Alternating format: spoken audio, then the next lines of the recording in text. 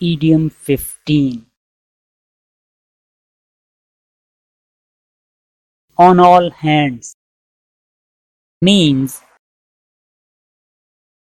unanimously, by everyone. मुत्फिका तौर पर, तमाम से. Example sentences. This was agreed on all hands that the boy should be expelled from the college.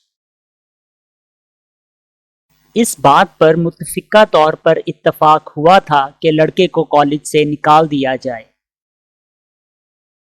We reached that decision on all hands, so it's not going to be easy to convince us to change our minds.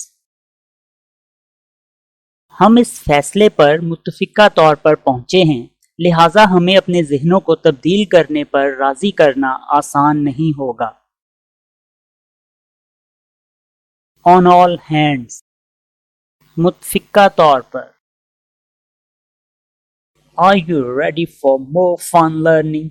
Then like, comment, share and subscribe. Thanks for watching.